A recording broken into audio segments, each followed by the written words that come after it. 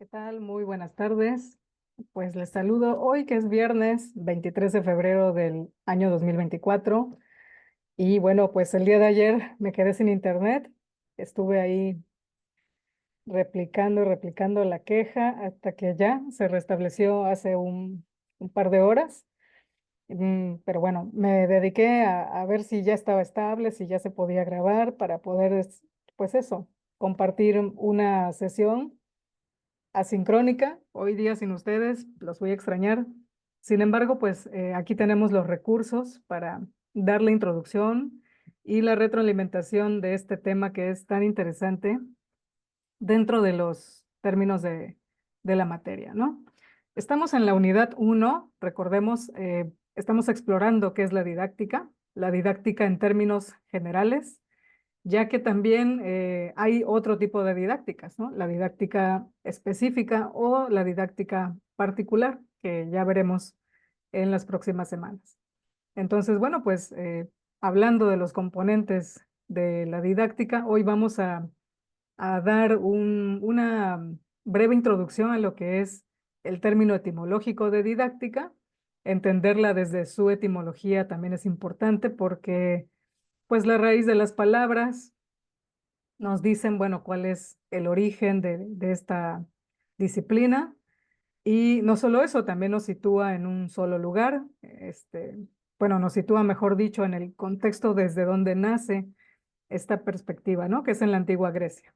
Así que bueno, continuando con esto que ustedes hicieron, este Padlet, que ya tiene rato estoy revisando, leyendo sus experiencias. Bueno, esta semana, que es la semana 3, ajá, estamos en la semana 3. Pues estamos hablando de los componentes de la didáctica general y algunas específicas, introduciendo también a lo que serían los problemas didáctico-pedagógicos en las prácticas de enseñanza. Tomando en cuenta eso, ese tema que vamos a tratar el próximo viernes, pues me parece interesante todo lo que han mostrado aquí y lo vamos a retomar, por supuesto, ya que pues veo mucha participación de todos, o al menos de varios, de los que puedo identificar, nombres recurrentes. eh, Espero que todos hayan participado. No he verificado si fue así, pero yo espero que sí, que hayan pues visto este Padlet, se hayan metido a comentar cada una de las experiencias que nos mencionan aquí, ¿verdad? Que todos tienen algo en común en el aspecto positivo y es justo el trabajo interesado del maestro, el trabajo que compromete una vocación dentro de los ámbitos docentes, ¿verdad? Eh, en la didáctica vamos a notar que hay una diferencia muy grande entre los maestros que nos dedicamos a la educación formal y, y los maestros que se dedican a la educación informal o no formal.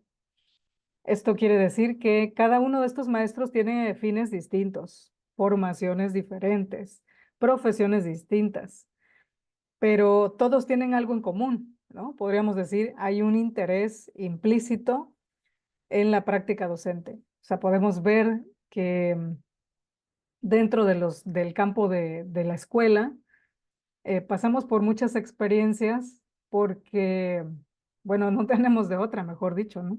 No tenemos de otra. Elegir ir a la escuela no es una decisión a menos que estemos en un contexto distinto, ¿verdad? Pero la mayoría de nosotros, pues pasamos por esta formación eh, desde nuestros primeros años de vida. Seguramente cuando éramos pequeños, no nos preguntábamos si teníamos esta decisión en nuestras manos de ir o no a la escuela. A nosotros solo nos decían, pues, vámonos, mijo, prepárate, porque, pues, los que van a la escuela, pues, seguramente van a tener un mejor futuro, ¿verdad? Es algo que nos decían siempre. Entonces, noto mucho esto en las experiencias agradables, que hay compromiso, hay vocación, hay gente muy interesada en que aprendas. eh, y bueno, la diferencia la hizo sin duda, pues el aspecto del dinamismo, el aspecto de la concordancia con la educación socioemocional, muchos maestros por intuición, que este es un principio que ya vimos la semana pasada, muchos maestros por intuición actúan muchas veces sin saber, bueno, cuál va a ser el efecto real de lo que están provocando en sus alumnos. Y eso es bonito, que al final del día, pues eso que hacen repercute y se nos queda grabado por siempre. Así que bueno, vamos a comentar esto lo vamos a guardar aquí para la siguiente semana, regresar a este Padlet en donde, bueno, pues nos hablan de estas experiencias, ¿no? Pero también de las malas experiencias, en tanto que, pues el programa nos dice, ¿no? Hay que identificar estas problemáticas que se encuentran en la caja de lo didáctico y lo pedagógico. Que, bueno, pues si no queremos caer en esos vicios, pues deberemos analizar estos conflictos que nos trae también la docencia, ¿no? Esos traumas que vamos arrastrando en algunas ocasiones, esos miedos, esas inseguridades que, bueno, se quedan grabadas porque, pues sí, somos pequeñitos, absorbemos todo, el trato bueno, el trato malo, se queda ahí como una experiencia y ojalá que en otro momento de la vida pues superemos esos miedos, esos traumas y si no, pues trabajar en ellos, ¿verdad? Bien, el impacto entonces que tiene em, justo la didáctica desde su principio pedagógico didáctico es enorme y no lo podríamos pues ni siquiera imaginar cuál es, qué tanto impacta, ¿no? Realmente nuestro trabajo nunca pasa desapercibido, definitivamente, ¿no? Tanto si fuiste un buen maestro como si no lo fuiste. Entonces, eso cobra importancia. Bien, pues aquí está precisamente lo que les decía, la planeación de actividades, la semana en la que nos encontramos. Hoy vamos a hablar un poquito acerca de esas didácticas específicas. Pero que me dé tiempo y si no, bueno, pues vamos a empezar a trabajar en el material, ¿no? Bueno, pues no sé si ya les había comentado, pero este es el documento que vamos a ocupar en las primeras semanas, en la primera unidad. Este documento de Mallard del 2003, que, bueno, nos muestra una antología de los elementos y definiciones imprescindibles en la didáctica. Así que, bueno, vamos a empezar por definir qué es en el concepto y en la etimología. Vamos a hablar de esa ubicación científica que ya más o menos mencionamos. La clase pasada dijimos, bueno, todas las ciencias de la educación involucradas. Una de esas ciencias, la pedagogía, pues es una rama, y luego otra rama más, una subdisciplina muy específica que es la didáctica. Bien, vamos a hablar un poquito del objeto que tiene la didáctica, eh, cómo es que intervenimos, cómo es que nos especializamos en el proceso de enseñanza-aprendizaje y también, bueno, conocer para qué sirve. Ser especialista en esto nos obliga a estudiar, nos obliga a prepararnos y nos obliga a tener una formación, por supuesto, no solamente intelectual, porque sí, porque es necesario estudiar, es necesario actualizarse, conocer muchas cosas, pero finalmente, bueno, el hecho de que tú te prepares para esto y que más adelante, cuando ya estás en la práctica, lo puedas pues también relacionar, ¿verdad? Esto que vamos a ver hoy en la teoría, hoy en cuarto semestre, pues va a repercutir el resto de tu vida si es que te quieres dedicar a la docencia, ¿verdad? Y si no, bueno, pues conocer cuáles son esos elementos y pues de cualquier modo algún día te van a servir, ¿verdad? Bueno, un poco lo que hicimos en el Padlet, pues fue proponer dentro del grupo, pues una serie de recuerdos infantiles, basándonos también en lo que nos dice Antonio Machado.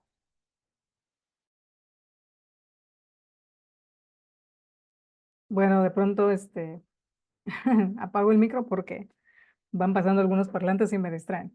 Entonces decía que les propusimos al grupo, pues bueno, traer a la clase estos recuerdos infantiles y el autor Antonio Machado, que es un poeta español, nos habla de, justo a manera de poesía, pues el impacto que tiene, ¿no?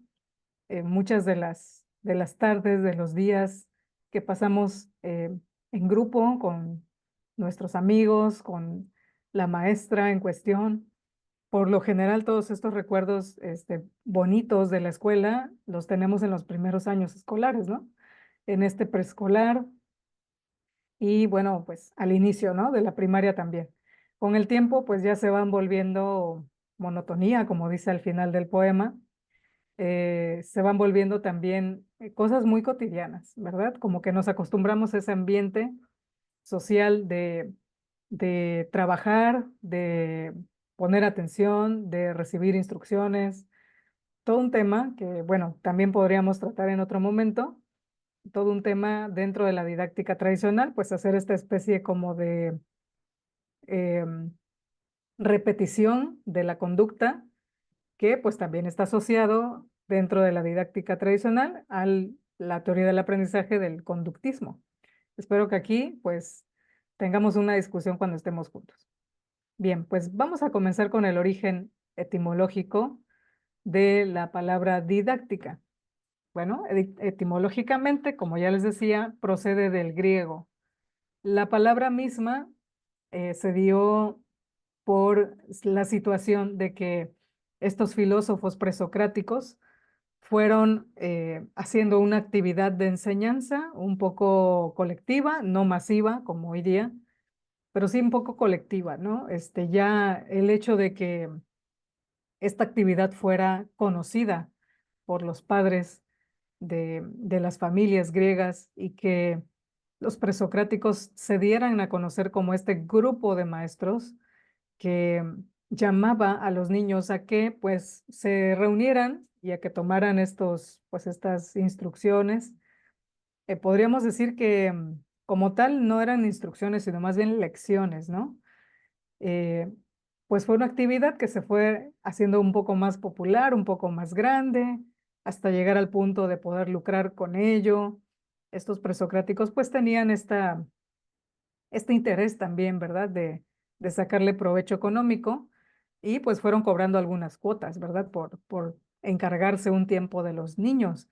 Y de hecho es que la misma palabra pedagogía, pues se conoce también por el griego de paidos, del cuidador de niños, ¿verdad?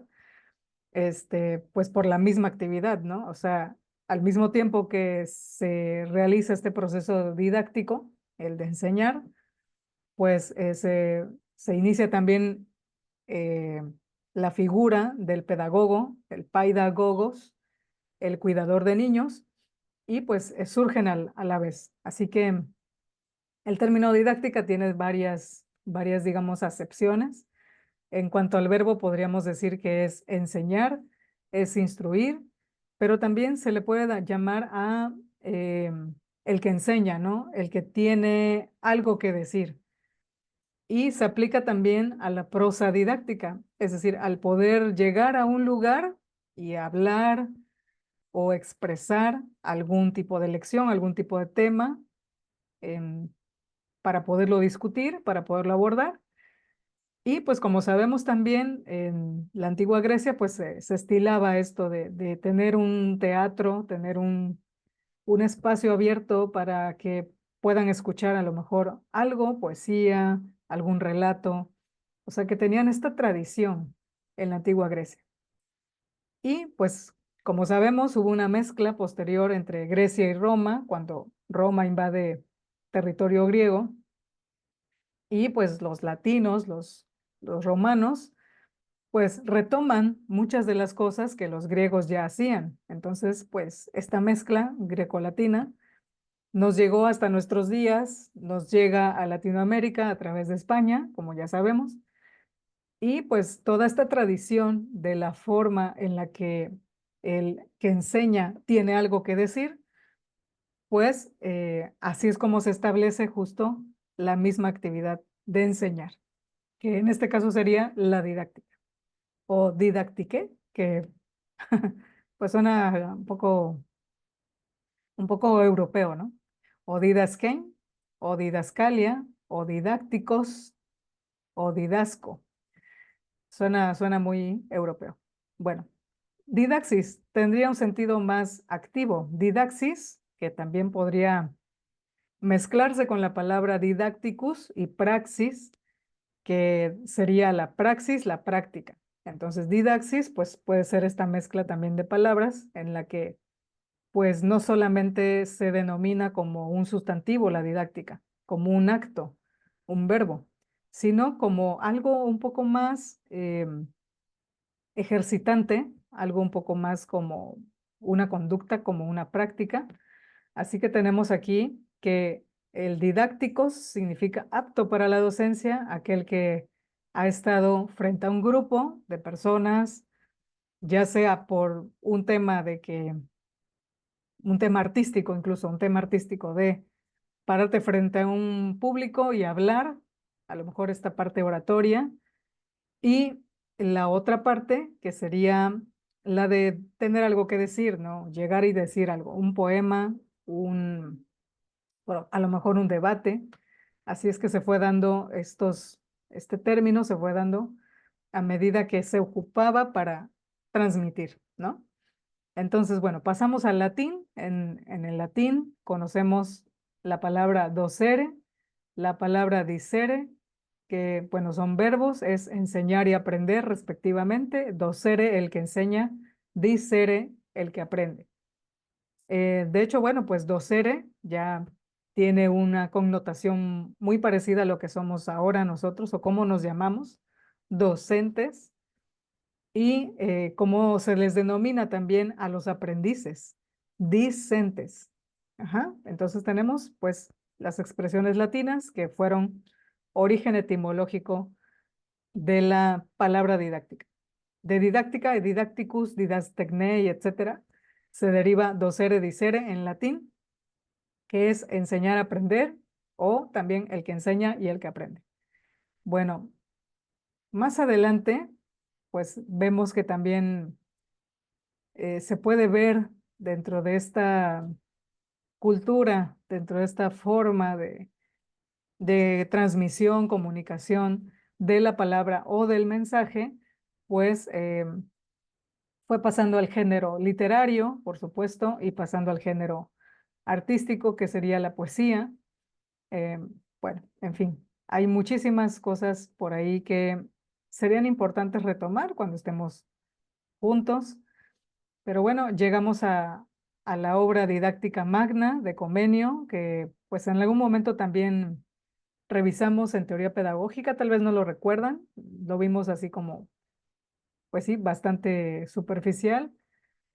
Sería interesante también buscar el libro Didáctica Magna, es un clásico, es un libro, no podríamos decir que una Biblia, pero es un libro clásico, es un libro interesante para todo aquel que quiere, bueno, investigar más acerca de los orígenes de la didáctica. Lo que podría decir es que cuando leemos Didáctica Magna, nos damos cuenta, pues, de cómo son estos principios y por qué se establecieron así. Eh, durante mucho tiempo, en la Edad Media, hubo una circunstancia repetitiva que era la serie de castigos, eh, la serie sí, de represalias contra el dicere, contra el discente, perdón, que, bueno, pues el pasado oscuro de la didáctica, eh, en la que se formó pues esta tradición de la letra con sangre entra. Entonces, bueno, los castigos, lejos de interesar al alumno por aprender, eran más bien obligados a aprender. Entonces, bueno, cuando llega Comenio, cerca del siglo XVII, XVIII, Comenio pues trabaja un poco los principios psicológicos de la enseñanza, y él propone hacer pues una diferencia, ¿no? Es decir, aquel que está interesado en enseñar deberá promover una conducta bajo términos de disciplina, pero que éstas no dañen al discente, ¿no?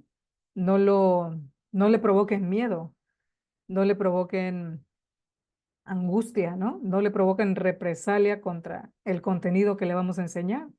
Entonces, bueno, pues todo libro tiene origen contextual. Y por ello, pues es importante este libro. Por esa razón se le considera también incluso una obra maestra de este siglo, y a su autor como el pedagogo que da origen a la didáctica, o el que habla por primera vez de una didáctica moderna, ¿verdad? Estamos en un siglo de la modernidad. Bueno, pues ahí está un poquito de historia. Luego aparece Herbart, como ya vimos en teoría pedagógica contemporánea. Herbart fue ya el primer pedagogo en forma o el maestro de maestros, el que también da los principios pedagógicos que van a regir muchas generaciones después. Bien, pues después de ver el origen etimológico, vamos a ver que también se van presentando algunos de los elementos importantes de la didáctica. Por ejemplo, eh, estos aspectos, ¿no? El carácter, el objeto, el contenido y la finalidad. En cuanto al carácter, pues sabemos que está subordinada a la pedagogía.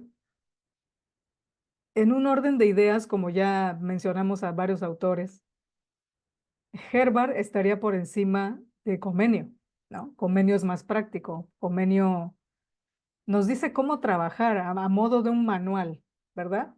Un manual en donde se te indican paso a paso los sistemas, los métodos, y en el caso de Herbart, podríamos decir, pues Herbart da un principio pedagógico que va a orientar la forma en la que se va a dar la didáctica. Ujú. Así que sí, la disciplina subordinada a la pedagogía es la didáctica.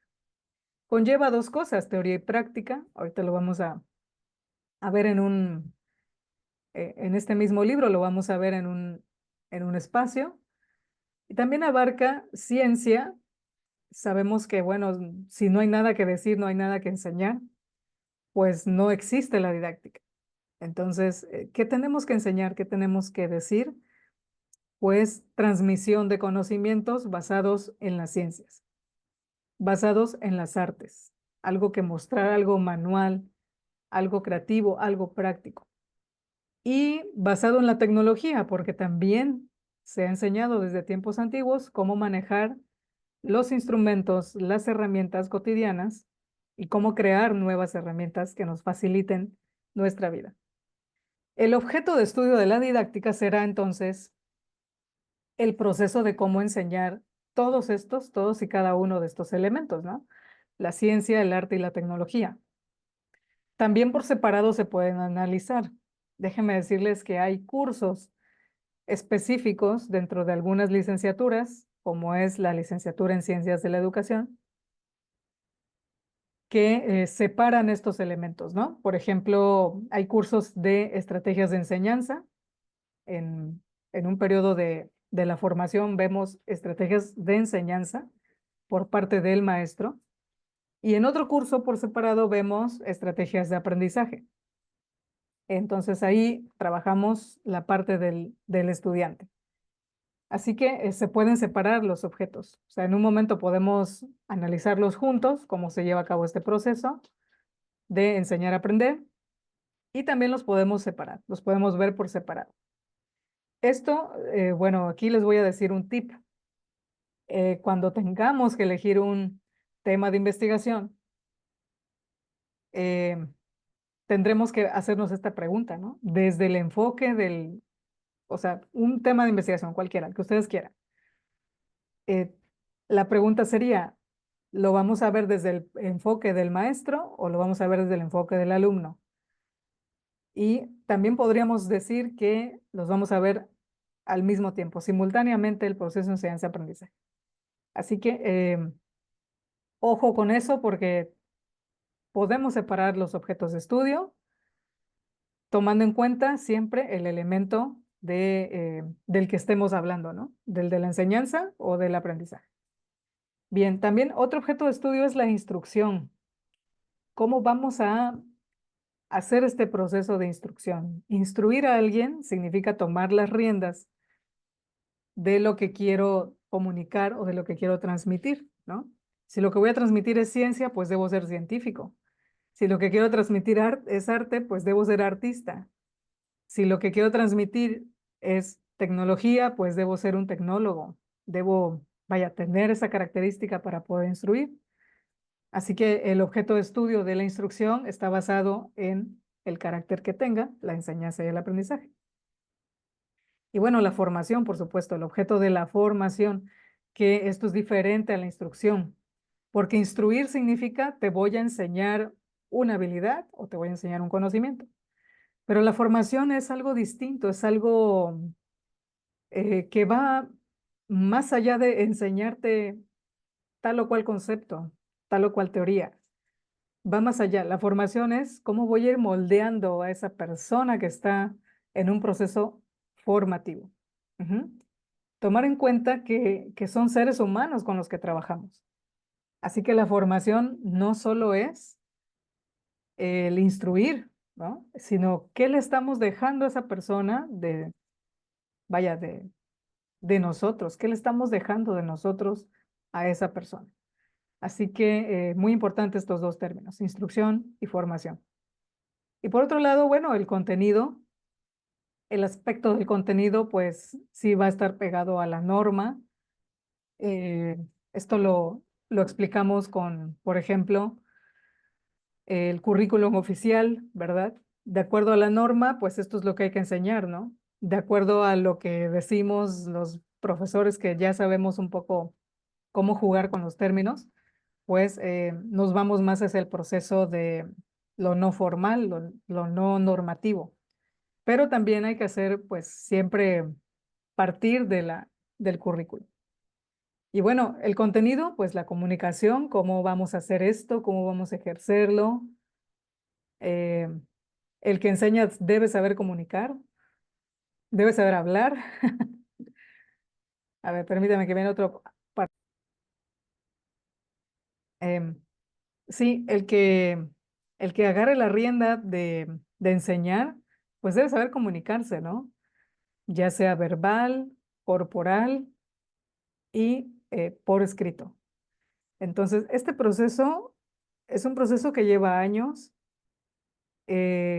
Entendemos desde el lado del alumno, pues que muchas veces su propia personalidad, su propia formación dentro de una familia, pues son diversos, son distintos, algunos muy parlanchines, muy extrovertidos, muy participativos, pero tenemos este otro grupo de alumnos que son pues más bien introvertidos, más bien tímidos, más bien reservados, más bien observadores. Entonces, bueno, aquí este punto se complementa pues con la psicología, esta otra parte que ustedes ven como otro campo científico que acompaña a la pedagogía, ¿no? Entonces, es muy bueno saber, muy, es muy recomendable que te formes también en esa área porque así tú puedes saber cómo entablar una comunicación con cada uno de tus alumnos, dependiendo de sus características personales. Así que el elemento de la comunicación es importante, tenemos que hablar sí o sí, tenemos que pues presentar esta persona que somos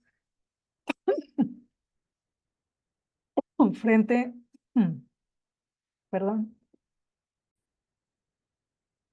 perdón, se me fue la salivita.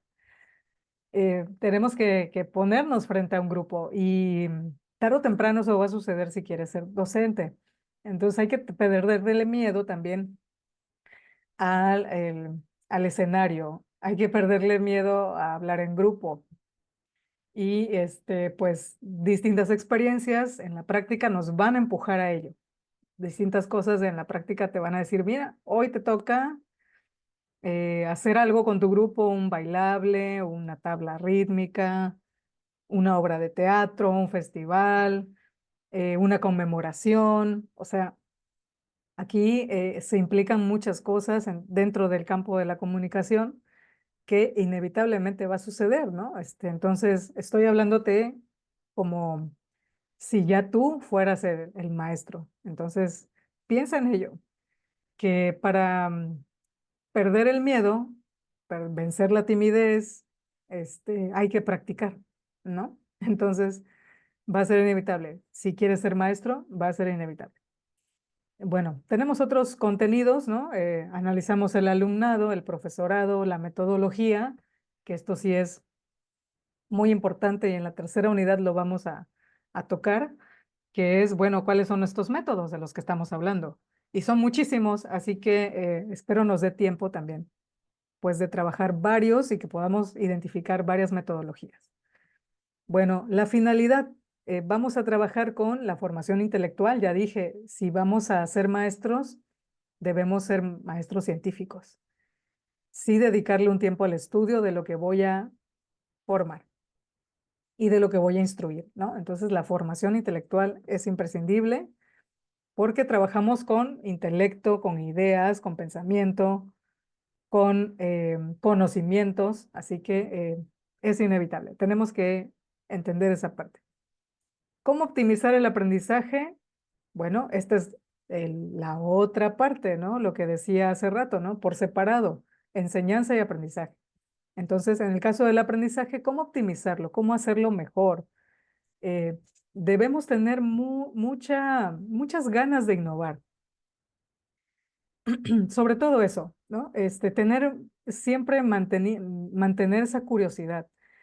Como maestros, cuando somos jóvenes sobre todo, ¿no? Traemos así como que ideas de, voy a hacer. Pero ya llegas a tus primeros grupos y lo que más te, pues más te interesa es que te pongan atención, ¿no? Entonces, cuando eres joven, tratas de ser muy autoritario. Luego te ven, por ejemplo, te ven chiquito, te ven joven, te quieren chamaquear. O sea, hay distintos retos en diferentes etapas de la vida docente, ¿no? Entonces, bueno, ¿cómo optimizar el aprendizaje? Poco a poco lo vamos a ir haciendo. No es algo inmediato, no es algo que ocurra a la primera, pues. Es como un ensayo y error continuo de estrategias, de metodologías, de inspiración un poco. Entonces, pues la finalidad es que nos mantengamos curiosos y que podamos proponer cosas distintas, a ver cómo salen, porque algunas veces saldrá bien y otras veces saldrá pues en modo caótico, ¿no? Y bueno, parte importante de todo esto será los últimos dos puntos que a mí me apasionan. Eh, las dos cosas son pues de las que más me gustan, pensar en mi trabajo, ¿no? Una es la integración de la cultura. Soy amante de la cultura mexicana y pues podríamos decir global, internacional. ¿Por qué no? Me gusta mucho la música de otras partes del mundo, de África, de la India, de los árabes, ¿no? No sé, toda esta parte que por supuesto me influye porque son parte de mis gustos, pues llevado a mi práctica docente, pues también se pueden integrar, ¿no? Yo recuerdo aquí va un ejemplo de cuando daba una clase que se llamaba Educación Globalizada. Esta clase al principio pues era totalmente un reto para mí porque era completamente desconocida. Yo no sabía cómo dar esa clase la primera vez que me la dieron. Entonces, bueno, pues traté de ver sus contenidos, ¿no? De qué se trataba, de cómo le podría yo hacer. Y fui mejorando a medida, esta clase la di muchos años y a medida que yo pasaba el tiempo y volvía al curso de nuevo, yo le agregaba algo diferente, ¿no? Entonces, lo que tenía en común era que propiciaba algo cultural. Entonces, al principio era una especie como de exposición de diferentes países. A cada uno de mis alumnos les asignaba yo un país y pasaban por bloques, ¿no? América, Asia o Europa, así. Pero la última clase que yo di de globalizada fue ya hace tiempo, si no estoy mal, en 2019, creo, 2018, por ahí. Y recuerdo que ese grupo era demasiado extrovertido, un grupo muy talentoso, un grupo de muy jalador, ¿no? O sea, dije, bueno, de aquí soy. Me gusta cómo son ellos, les gusta cómo soy, hacemos clic. Y entonces les propuse, bueno, al principio, mejor dicho, al principio les propuse lo de las temáticas, ¿no? De Oceanía, África y tal, ¿no? Y les dije, miren, pueden agregar elementos artísticos, porque a ellos les gustaba mucho bailar, ¿no? Entonces les dije, pueden agregar elementos artísticos, háganse un baile, así, ¿no? Yo pensé algo así como sencillo, sencillo. ¿Cuál fue mi sorpresa? Que no, una producción así masiva, una producción.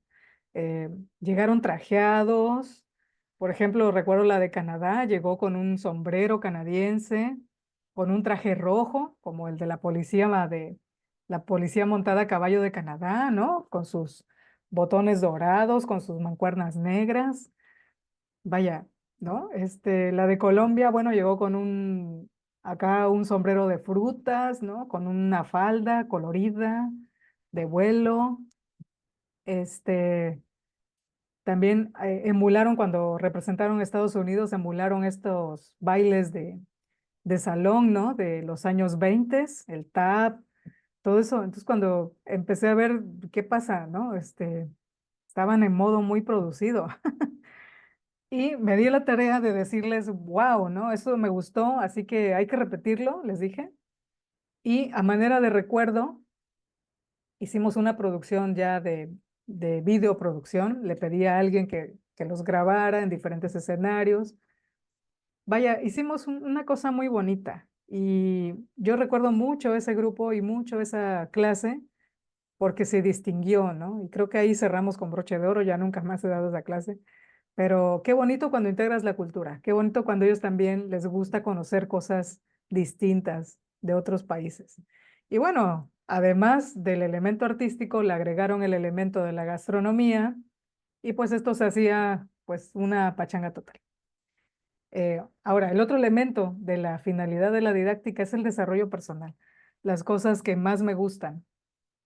El desarrollo personal tiene mucho que ver con la psicología y pues es lo que me inspira, mejor dicho, a ser maestra, ¿no? Esto de propiciar un encuentro con alguien joven, y tener esta relación tan bonita, ¿no? De pensar, yo así lo veo, ¿eh? De pensar que estamos juntos, que estamos cerca, que tú me enseñas, que yo te enseño, que tú aprendes, que yo aprendo de ti, esta circulación de relaciones me gusta mucho y también, pues debo decirlo, fui influenciada en mayor grado por una de mis maestras de la facultad, que todavía vive y que todavía tengo contacto con ella, la maestra Irma de la Cruz Buenabad, ¿no? Fui influenciada por ella y llevé esto que ella me enseñó, ella me mostró, ese camino tan bonito del desarrollo personal, que, que hasta hoy día seguimos dándonos like ahí en Facebook, porque lo que ella publica, yo le hago eco, lo que yo publico, ella le da eco, y estamos en la misma sintonía, pues, ¿no? Esto de que vamos creciendo, pero también vamos siendo mejores personas, o es lo que yo pretendo, ¿no? Ser. Si cometí errores, pues tratar de subsanarlos. Si fracasé, si hice algo mal, pues tratar de hacer algo mejor después, ¿no? Aprender del error y etcétera. Así que bueno, pues esto es parte de lo que es la didáctica. Y bueno, para ya ir cerrándolo, porque me apasiona mucho este tema, me gusta mucho. A ver, vamos más adelante, porque aquí, aquí. Ujú. Bien, nos dice que teoría y práctica deben estar de la mano. Así que siguiendo con este ejemplo de cómo llevar a cabo cómo llevar a cabo una clase con un sentido didáctico, pues es que los elementos constitutivos de la praxis son la acción y la reflexión. Hacer cosas no inventadas, no por, digamos, por ocurrencia, pero sí mucho tiene que ver eso, mucho tiene que ver el cómo vamos a hacer que nuestro alumno se lleve una experiencia, ¿no? Que haga algo, ejecute una acción y lo llevemos a la reflexión con esto. La praxis tiene lugar en el mundo real y no en el hipotético. Esto es maravilloso porque cuando lo entiendes, pues llevas a cabo diferentes cosas pensando en problemáticas reales, pensando en el escenario real, no pensando en que esto que estoy diciendo en la teoría es está muy bien, pero pues a ver cómo lo hacemos realidad, cómo lo vemos ya en forma, no de manera hipotética, sino en un escenario que sí puedas ver, que sí puedas palpar, que sí puedas sentir. Entonces, bueno, pues tu práctica didáctica debe ir hacia el mundo real. Y la praxis efectiva en el mundo de la interacción, vaya, en el mundo de lo social, que esto repercuta en mejores relaciones sociales, que tanta falta nos están haciendo hoy día, ¿no? Hemos perdido mucho contacto, mm, pues sí, contacto social, contacto humano, hemos perdido eso y hay que recuperarlo. El mundo de la praxis es el constituido, no en el mundo natural. Perdón, es el construido, no en el mundo natural. El mundo de la praxis es aquel que pues ya ejercemos juntos cuando nos empezamos a conocer, cuando empezamos a tener relaciones. Eh, el mundo natural pues obviamente nos rodea, estamos rodeados de un ecosistema y de hecho, bueno, pues es importante tomarlo en cuenta. La praxis supone un proceso de construcción de significados. Esta parte también de los principios de la didáctica que nos dice que hay que reconocer el elemento didáctico como una forma de construcción social que pues obviamente se ve cuando hacemos comunidad, cuando hacemos un grupo, cuando hacemos un equipo, cuando somos compañeros, cuando algo que nos proponemos hacer juntos lo llevamos a cabo y lo hacemos bien. Entonces esto cuesta trabajo porque a veces no le encontramos significado. A veces esto es tan monótono que pues así que vamos a la escuela pensando en que vamos a estar ahí 6 horas y a ver cómo, a ver cómo pasan esas 6 horas, ¿no? El mundo de la didáctica tiene que estar siempre ávido de formular una experiencia bonita, una experiencia que valga la pena hacer que vaya 6 horas a la escuela. Entonces, bueno, pues eso es parte de lo que el día de hoy les traigo. Eh, la próxima semana hablaremos de didácticas específicas, hoy ya no nos dio tiempo, pero aquí en estas ecuaciones podemos ver bien precisamente cómo es que vamos yendo el camino de la preparación, es decir, va a haber siempre elementos teóricos acompañados de elementos prácticos y estos elementos prácticos nos van a llevar de nuevo a la teoría. Al revés, si partimos de una práctica, si sabemos, digamos, por intuición, por naturaleza, ser maestros, somos maestros en la práctica, pero luego, tarde o temprano, tenemos que llegar a la teoría, confirmar lo que hacemos en la práctica cotidiana y luego volver a la práctica con una versión mejorada en nosotros mismos. Muy bien, pues nada más me queda, bueno, comentarles el esquema comparativo. Realmente no recuerdo qué fue lo que pedí como instrucción de esta tarea. Esta tarea la abrí ya hace mucho tiempo, entonces no me acuerdo qué les pedí. Ya estoy viejita, deben comprenderme un poco, pero ahorita abrimos la plataforma UPN para que nos diga cuál es la tarea de esta semana. Bien, ya estamos aquí en la plataforma.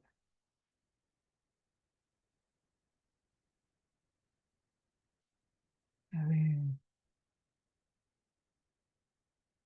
Esquema crea. Ah, ok. A ver, entonces lo que les estoy pidiendo es eso, que hagan un esquema comparativo de la didáctica general y las didácticas específicas. Bueno, yo no lo, ya no se los pude compartir, pero lo van a encontrar en el libro.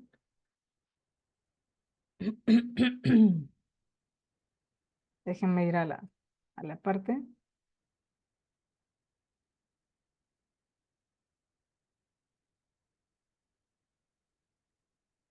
Aquí estamos, aquí. Esta es. De la página 12, aquí estamos, muy poquito realmente lo que van a comparar en su esquema.